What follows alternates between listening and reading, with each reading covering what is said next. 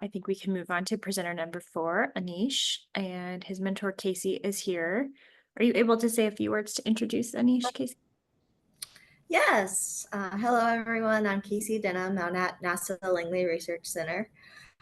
So Anish's work is going to be a little bit different than everybody else. He was working on some more of aerospace engineering and vehicle design, aircraft design during his project.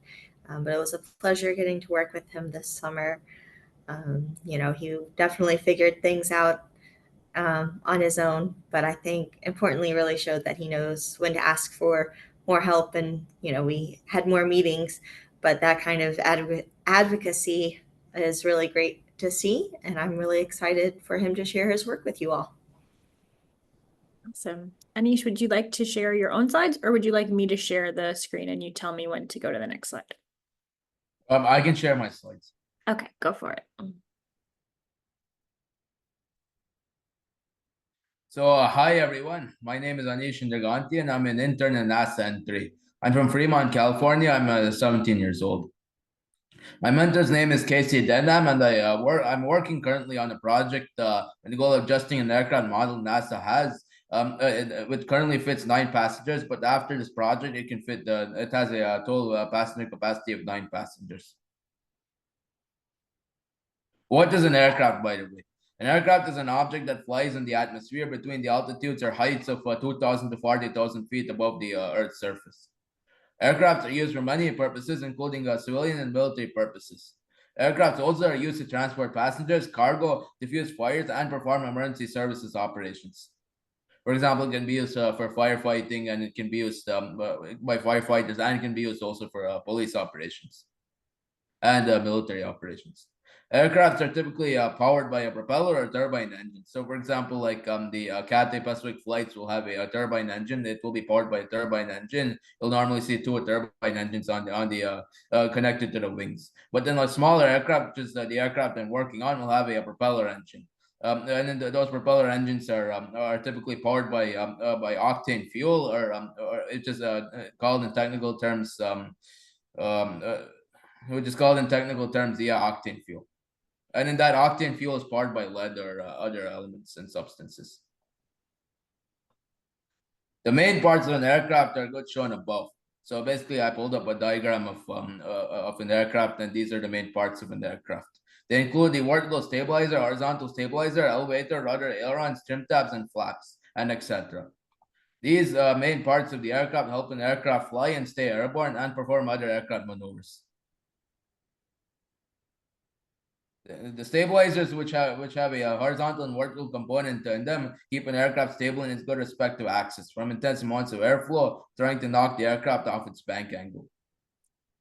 The elevator of an aircraft, which is typically located on the tail of the aircraft, allows an aircraft to climb or descend. Meaning, if the pilot pulls the control yoke stick up, that means the elevator will move upwards. And same if the pilot pulls the yoke stick downward, the elevator will move downwards, and the aircraft will change its height. The rudder of an aircraft allows the pilot to yaw towards the side during huge amounts of wind conditions. So, for example, when there's huge amounts of wind conditions enacting itself on an aircraft, and the aircraft's about to turn upside down, the pilots can use the rudder pedal of an aircraft to use the rudder of the aircraft to counteract the wind and keep the aircraft stable. The aileron of an aircraft is used to turn the aircraft towards the side in its direction, meaning left or right. The trim tabs of an aircraft is located in the tail of the aircraft, allows the pilots to control the pitch angle of the aircraft in terms of degrees. The flaps of an aircraft is located in the wing section of an aircraft, normally in the trailing edge wing section of the aircraft. Allows the pilot to decrease the aircraft speed significantly to a certain speed, to a certain aircraft speed in order to perform soft landing, so the aircraft doesn't disintegrate upon landing. And it also allows pilots to perform certain aircraft maneuvers that require certain airspeed. So what is a fuselage? A fuselage is the main body of an aircraft, which is the main body of the aircraft. A fuselage normally contains cross sections, and a cross section is an individual subsection of an aircraft that divides the fuselage into certain sections. Normally, a fuselage of the aircraft, it has 7 subsections, and that is the type of fuselage. That is the type of aircraft I worked on for this project. What was the goal of my project? The goal of my project was to adjust the NASA's aircraft model, which already fitted 12 and 9 passengers, and so it can have a maximum passenger capacity of 12 passengers. The aircraft is designed to carry passengers between small underutilized airports. So, for example, there are two cities in the Bay Area called in San Francisco Bay Area called Hayward and San Carlos. San Carlos and Hayward. So it can fly between San Carlos Municipal Airport to Hayward Meridian Airport, carrying 12 passengers at the same time. What is center of gravity? Center of gravity is the area of an aircraft in which most of the weight or gravity is located in the aircraft. Normally, the center of gravity in an aircraft or any object should be located in the center position of an aircraft, so that the stability of an aircraft can be optimized. Center of gravity can be calculated by dividing the total moment or distance of the aircraft divided by its total weight or gross weight. So basically, I'm in my analysis slide. So basically, in order to analyze the aircraft and weight and good stability, I used a simulation called the OpenVSP, which is NASA's version of a 3D software. In the good software, I use an application called VSP Aero to analyze metrics like angle of attack, drag coefficient, and good lift coefficient. I also compare these metrics with the old aircraft model, which NASA had before giving me the new aircraft model in the project I worked on. And I compare these metrics with each other. I compare these metrics with the old aircraft and new aircraft. This is the graph after analyzing the angle of attack and lift coefficient and all the other metrics. I managed to create some graphs through the VSP Aero. This is the graph of the total drag coefficient of the old aircraft versus the lift coefficient of the old aircraft. So as you can see, the coefficient of lift is the y data, and the total drag coefficient is the x data. This is the graph for the total drag coefficient versus lift coefficient for the final aircraft model. So as you can see, it's the same thing. The lift coefficient is in the y-axis, and in the total drag coefficient data is in the x-axis. So for the results, before analyzing the total drag coefficient and lift coefficient of both aircraft, I expected both metrics to be the same for the final aircraft model and the original aircraft model, which was proven by the VSP Aero analysis. As you can see in these graphs, the shape of the curve is the same. So let's come to CMY, which is center of mass in the y-axis versus alpha. Alpha stands for angle of attack.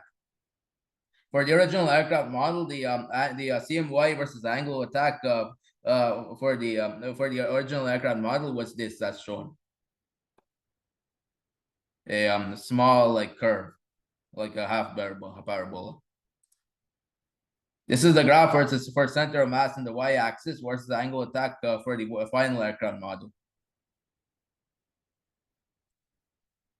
The graph for the CMY versus angle of attack for the final aircraft model had a curve, unlike the original aircraft model where the graph didn't have a curved shape. The curved shape in the graph is caused by interference from the wing and tail section of the final aircraft model.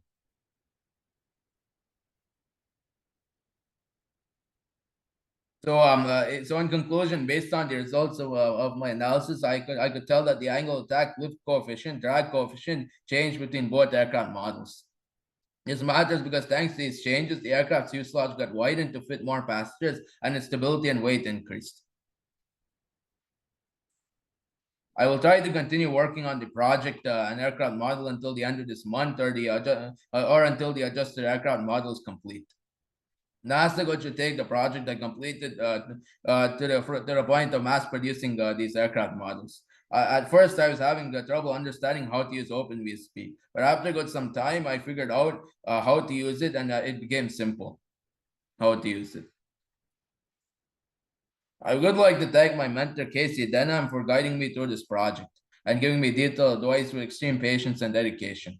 I would also like to thank NASA and Sonoma State University, good Sonoma State University, for hosting this opportunity and giving it to me. Because without me receiving this opportunity, I wouldn't have been in the I wouldn't have had the same level of experience and knowledge about aircraft design as I have today. Thank you very much. Thank you, Anish. That was a wonderfully given presentation. And this is by far our most unique and different project that we've had in 4 years of having projects, because we've never really strayed outside of the Science Mission Directorate into the aeronautics part of NASA, the other A, right? In NASA. So it was really so cool that we ended up with a volunteer mentor who specializes in this particular thing that Anish wanted to do, which nobody had ever really asked us for an opportunity to do before. So I hope more people apply for the program in the future that are interested in airplanes, because we got a great mentor for you. But thanks so much, Casey. Yeah, thank you. Really interesting. Yes, thank you so much, Miss Lynn and Miss Casey and Ariana, for hosting this opportunity for Anish in the space of aeronautics, aviation design. Does Thank anyone you. have any questions for Anish before we move to our last presenter? Did you have any opportunities besides redesigning the airplane to think about whether it would be like electric airplane or fuel powered airplane? Yes. So basically, when I was given the orientation for this project, I was told that the engines would be electric powered. I think it would be powered by an electric battery. But then, like during the project, like I didn't really have much time to like cover the engines. I was more focused on the airframe of the aircraft, widening the airframe and the fuselage, and then adjusting the angle of attack and all those other metrics. So I never had time to focus on the engines. Because I think that this could be a real popular kind of plane to have in the future. I Yeah. love electric cars, so why not electric Yeah. planes, right? If they're for short hauls. Yeah, that's like a that's like something to work on in the foreseeable future. Yeah. Okay, well, great. Congratulations on a great project.